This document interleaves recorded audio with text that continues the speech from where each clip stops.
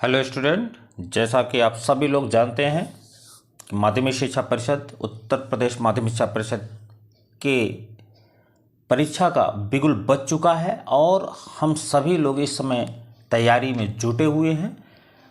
तो आज के इस सेशन में मैं कक्षा 12 विषय हिंदी महत्वपूर्ण प्रश्न पत्र का विश्लेषण कर रहा हूं और यूपी बोर्ड के साइट पर यह वायरल प्रश्न पत्र है और इस प्रश्न पत्र का पहला पार्ट मैंने आपको दे दिया है, दूसरा आज पार्ट है और यह टैग लाइन है कि अगर यह वायरल प्रश्न पत्र में से 70% चीज़ें सही हुई तो अब कमज़ोर छात्र भी 85 प्लस स्कोर करने में नहीं चूकेंगे। तो जितने लोग भी आज के इस सेशन में बने हैं उन सभी लोगों का इंग्लिश बाय अतुल सर पर स्वागत है। यह प्लेटफॉर्म आपको हिंदी और अंग्रेजी दोनों के कंटेंट आपको प्रदान करता है। तो जितने लोग भी आज के इस सेशन से जुड़ रहे हैं सभी लोग चैनल को सब्सक्राइब कर लें, साथ ही सेशन को पूरा देखें। सेशन पूरा देखने के बाद यदि आपको सेशन से कुछ मिल रहा है तो सेशन को लाइक करना और उसे एक शेयर करना कतई न भूलें। तो सेशन को शुरू करें उसके पहले मैं आपको एक चीज़ और बता दूं, इंग्लिश बाय अतुल सर के नाम से एक टेलीग्राम ग्रुप भी है। इस ग्रुप को आप ज्वाइन कर लें क्योंकि यहाँ आपको स्टडी मटेरियल, पीडीएफ, नोट्स सब कुछ प्रोवाइड किया जाता है जिससे कि आपकी तैयारी बेहतरीन तरीके से हो सके। तो जितने भी लोग भी आज के इस सेशन से जुड़े हैं, वीडियो के डिस्क्रिप्शन में इंग्लिश बाय अतुल सर का टेलीग्राम का ग्रुप का लिंक दिया गया है, उस लिंक के माध्यम से आप सीधे ग्रुप में जुड़ सकते हैं।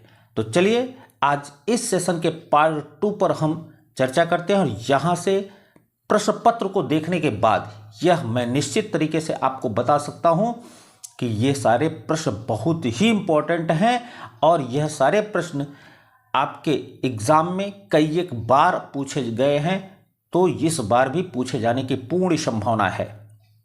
चलिए आपको आज का पहला प्रश्न दिखाते हैं और पहला प्रश्न है, किसी एक कवि का साहित्यिक परिचय एवं उनकी प्रमुख रचनाओं का उल्लेख कीजिए। हर बार ये क्वेश्चन सिलेबस में है तो बनता ही है। अब इसमें किस कवि का साहित्यिक परिचय आपको तैयार करना है और कैसे तैयार करना है इसको मैं आपको बता रहा हूं। तो यहां जो मैंने सेलेक्ट किया है, जो वायरल प्रश्न पत्र के माध्यम से, वायरल प्रश्न पत्र में 4 कवि हैं, लेकिन उस 4 कवियों में से मैंने जिनको सेलेक्ट किया है वो हैं अयोध्या सिंह उपाध्याय हरिऔध। चलिए हम इनके बारे में आपको बड़े ही आसान तरीके से आपको बताते हैं और इस सेशन का पीडीएफ भी ग्रुप में प्रोवाइड कर दिया जाएगा। तो जितने लोग भी आज के इस सेशन में जुड़े हैं वो टेलीग्राम ग्रुप को अवश्य ज्वाइन कर लें।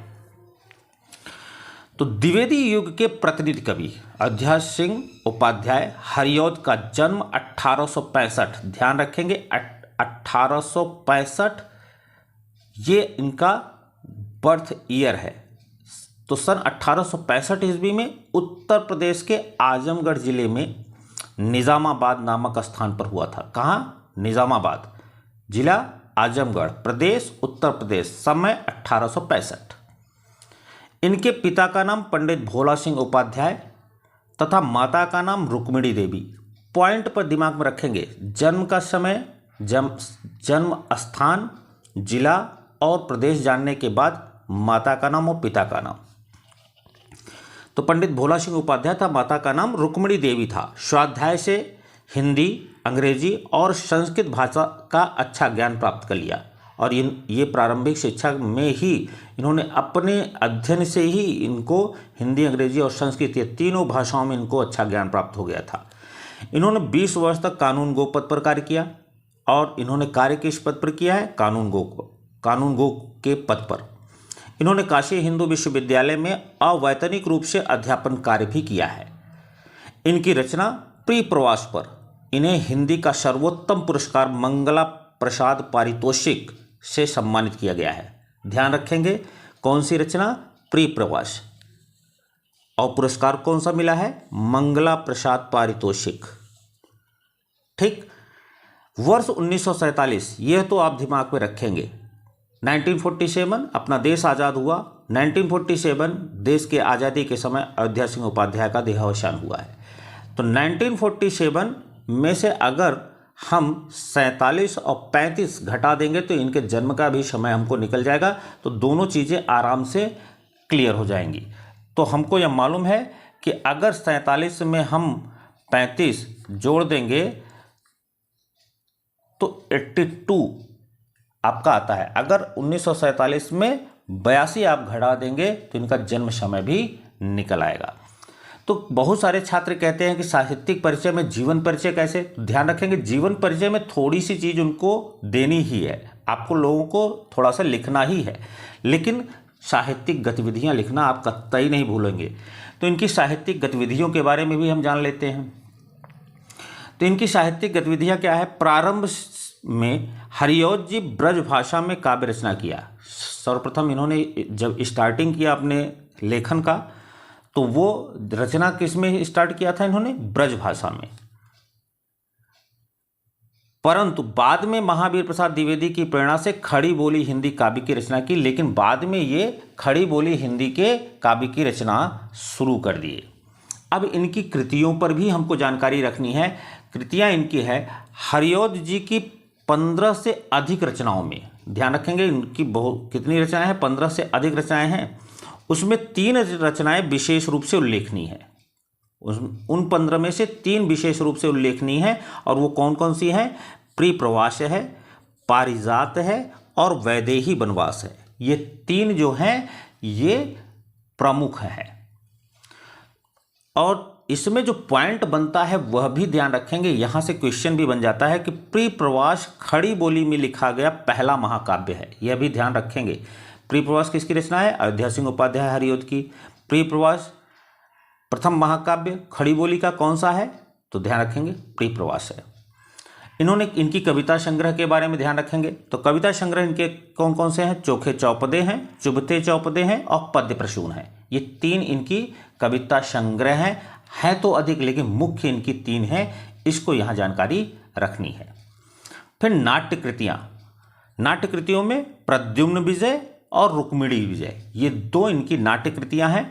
और तीसरा इनका जो पॉइंट है इनका उपन्यास, तो ध्यान रखेंगे इन्होंने उपन्यास भी लिखा है, और वो कौन कौन सी उपन्यास हैं, तो प्रेम कांता है, ठेठ हिंदी का ठाठ है तथा अधखिला फूल है।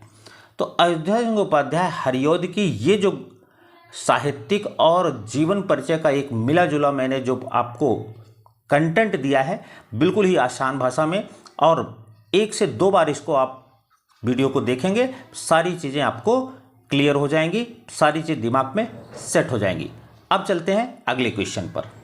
तो अगला क्वेश्चन है स्वपठित खंड काव्य। हमको मालूम है कि खंड काव्य कौन कौन से पढ़ना, हमको आलोक वृत्त पढ़ना है, के आधार पर नायक, खंड काव्य के नायक कौन है, गांधी जी हैं। गांधी जी के जीवन एवं चरित्र के क्रमिक विकास का चित्रण कीजिए। हमने क्वेश्चन को थोड़ा सा 2 तरीके से किया है। इनके जीवन के क्रमिक विकास अर्थात चरित्र चित्रण पर भी अगर क्वेश्चन आता है तो आप यही उत्तर लिखेंगे। तो गांधी जी पर अगर कोई क्वेश्चन आलोक वृत्त से बनता है, आप पूरा का पूरा यही आंसर लिख सकते हैं, उसमें किसी भी प्रकार की कोई भी दिक्कत नहीं आएगी। तो चलते हैं इनके चरित्र चित्रण के बारे में भी जान लेते हैं। बड़े ही अच्छे तरीके से मैंने इनको समझाया है, सारी कहानी आप लोगों को मालूम है, बस थोड़ा सा उसको सिस्टमेटिक तरीके से मैंने इसको कंप्लीट किया है। आलोक वृत्त खंड काव्य के नायक गांधी जी हैं।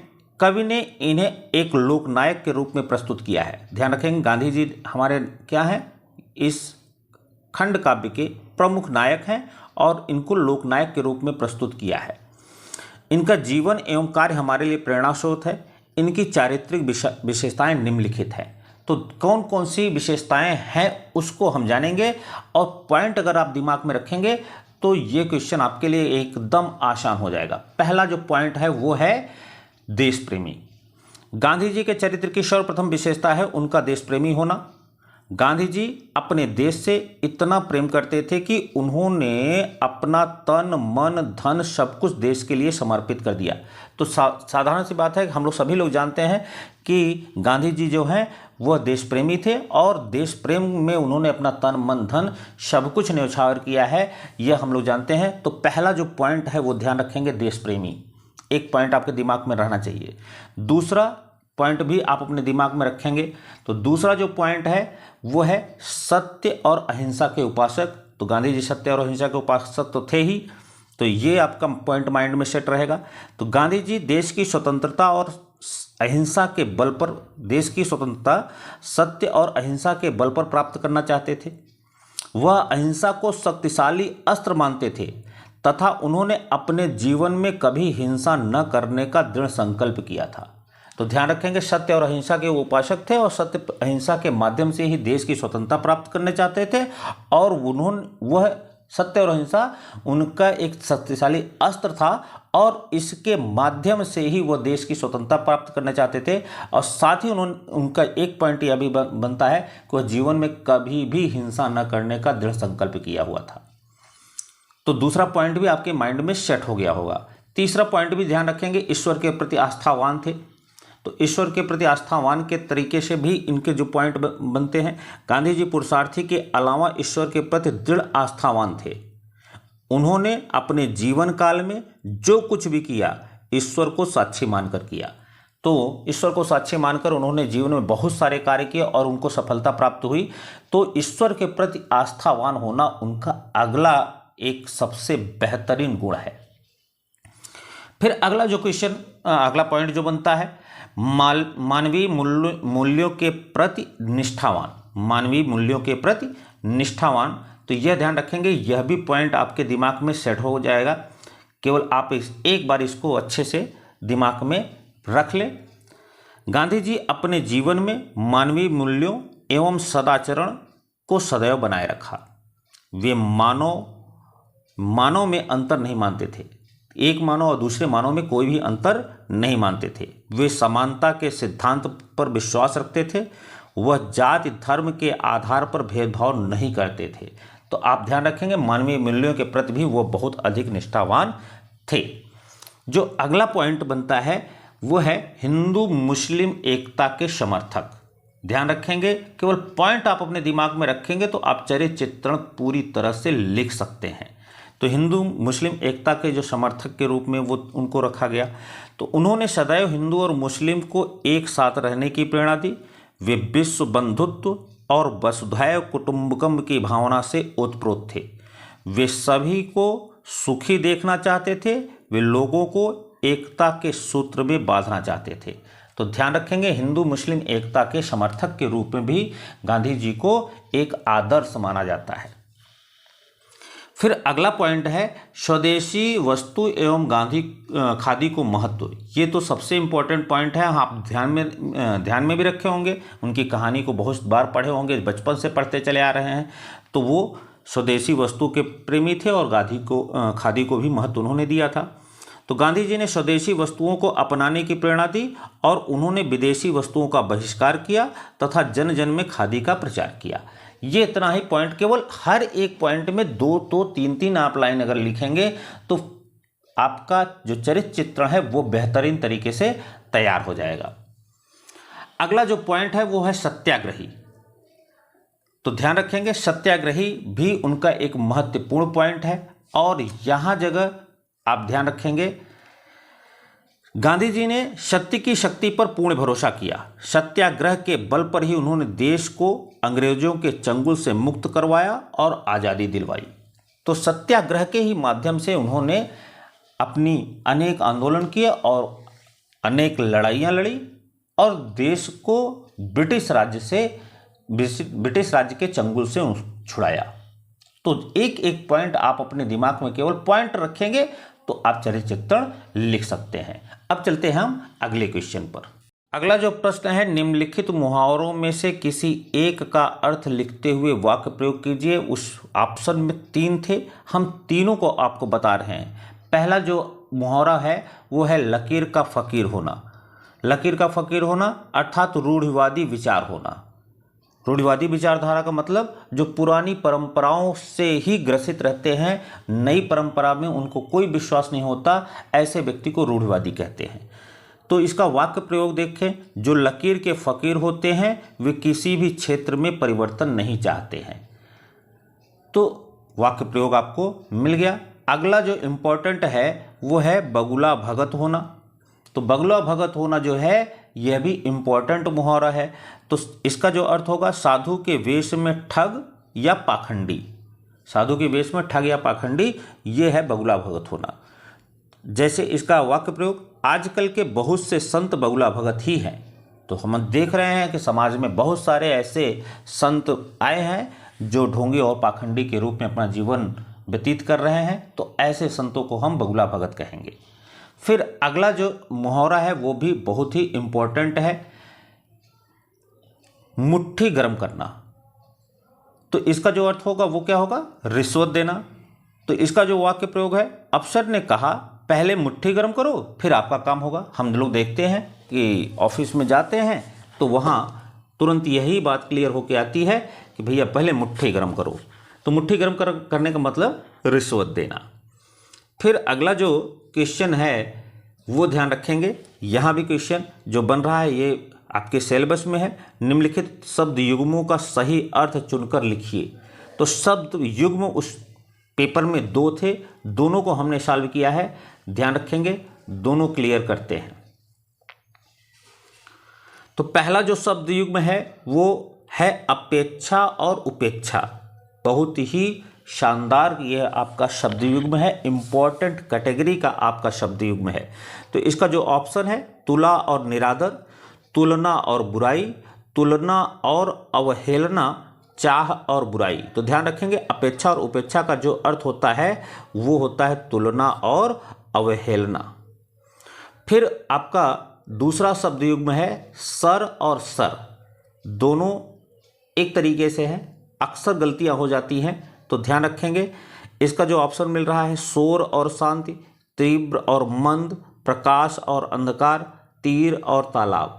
तो ध्यान रखेंगे, इसका जो अर्थ है वो है तीर और तालाब। ये आपका घ वाला जो ऑप्शन है ये बिल्कुल सही है। अगला जो क्वेश्चन है वो प्रश्न है, निम्नलिखित शब्दों के दो अर्थ लिखना है। उसमें 2 जो शब्द मुख्य हैं वो दोनों के आपको अर्थ मिल रहे हैं। पहला जो शब्द है वो हरि है। हरि का अर्थ जो होता है वो विष्णु होता है, इंद्र होता है, घोड़ा होता है, सूर्य होता है और तोता होता है। ये जो 5 शब्द, उसमें 2 ही अर्थ लिखने के लिए आपको कहेगा, लेकिन मैंने आपको 5 इसलिए दिया है कि यदि इन 5 में से कम 2 तो आपके दिमाग में रहेगा ही। तो हरि का मतलब विष्णु, इंद्र, घोड़ा, सूर्य और तोता। दूसरा जो वर्ड है वो है हलधर। तो हलधर हम जानते हैं कि भगवान श्री कृष्ण के बड़े भाई बलराम को भी हलधर कहते हैं। हलधर, हल धर, धर माने रखना। तो जो अपने कंधे पर हल को रखे अर्थात किसान को भी हम हलधर कहते हैं। और बैल के भी कंधे पर हल होता है तो यह हलधर बैल को भी कहा जाता है। फिर अगला जो आपका क्वेश्चन बनता है इस वायरल पेपर में, तो इसमें है निम्नलिखित वाक्यांशों के लिए एक शब्द लिखिए। अब कौन कौन से हैं ये भी ध्यान रखेंगे। किसी दूसरे के स्थान पर काम करने वाला, कोई ऐसा व्यक्ति जो दूसरे के स्थान पर काम करता है उसे हम क्या बोलते हैं, तो उसे बोलते हैं स्थानापन्न। स्थानापन्न, तो ये बहुत ही इंपॉर्टेंट आपका वर्ड है, दिमाग में रखेंगे। फिर दूसरा है अपने आप को धोखा देने वाला। तो अपने आप को धोखा देने वाले को हम बोलते हैं आत्मवंचक। और अगला जो है वो है सत्य में जिसका दृढ़ विश्वास हो। जो सत्य में जिसका दृढ़ विश्वास हो उसे हम बोलते हैं सत्यनिष्ठ। इसके बाद जो अगला क्वेश्चन बनता है वो 4 क्वेश्चन आपके बनते हैं, लेकिन उसमें 2 क्वेश्चन मैंने ऑलरेडी सेशन में दे दिया है, तो 2 ही क्वेश्चन यहाँ पे मैंने उसको सेलेक्ट किए हैं। उसमें क्वेश्चन है उद्धव जोग जोग हम नाही, इस पंक्ति में कौन सा अलंकार है। तो इसमें ध्यान रखेंगे 2 जोग आए हैं, जोग 2 जगह आए हैं और दोनों के अर्थ अलग अलग हैं। इस जोग का मतलब योग है और इस योग का मतलब योग्य है। तो भगवान श्री कृष्ण ने उद्धव को जब भेजा था तो वहाँ जगह जितनी भी उनकी पटरानियाँ और जितने भी उनके लोग थे, उसमें से वहाँ जगह एक सखी ने कहा था कि हे उद्धव, हम इस योग के योग्य नहीं हैं, क्योंकि उद्धव जी ने कहा था कि आप निर्गुण ब्रह्म की उपासना करो। तो उन्होंने कहा कि इस निर्गुण योग के हम योग्य नहीं हैं। तो दो जगह योग जो आया हुआ है, तो दोनों के अर्थ अलग अलग हैं। और हमने आपको यमक अलंकार में बताया है कि जब एक ही शब्द कई बार प्रयोग हो और उनका अर्थ अलग अलग हो तो वहाँ पर यमक अलंकार होता है। तो यहाँ जो सही आंसर हो जाएगा वो यमक अलंकार हो जाएगा। फिर आपका अगला जो क्वेश्चन है वो है श्रृंगार रस का स्थायी भाव। तो हमने रस का भी आपको वीडियो दिया था और उसमें पूरे ट्रिक के साथ में सारे रस के नाम, उसके स्थायी भाव, उसकी परिभाषा, सब कुछ हमने आपको पहले ही दे दिया है। अगर आपने अभी तक नहीं देखा है तो वीडियो के डिस्क्रिप्शन में रस का भी आपको लिंक दिया जा रहा है, उसको भी आप देख लेंगे तो पूरे रस का आप क्वेश्चन आराम से कर सकते हैं। तो श्रृंगार रस का स्थायी जो भाव है उसमें ऑप्शन में है निर्वेद, उत्साह, रति, वात्सल्यता। तो हमको मालूम है कि श्रृंगार रस का जो स्थायी भाव है वो है रति। तो सेशन ये दोनों, पहला जो पार्ट है इस वायरल प्रश्न पत्र का वह भी वीडियो के डिस्क्रिप्शन में दिया जा रहा है और रस का भी वीडियो का लिंक दिया जा रहा है। तो दोनों तरीके से आप इसको तैयार कर लें और यह आप विश्वास रखें कि यहाँ से प्रश्न 100% बनने ही वाले हैं। और जो सेशन को स्किप कर चुके हैं वह ध्यान रखें, वो हमेशा पूरे जीवन स्किप करते रहेंगे। और जो सेशन को लास्ट तक देख रहे हैं वह इस परीक्षा में पूरे विश्वास के साथ मैं कह सकता हूं कि वो एक अच्छे अंक से सफल होने वाले हैं। तो सेशन आपको कैसा लगा वो कमेंट के माध्यम से ज़रूर बताएंगे। फिर भी अगर आपको कहीं डाउट है तो वो कमेंट के माध्यम से भी ले सकते हैं। धन्यवाद।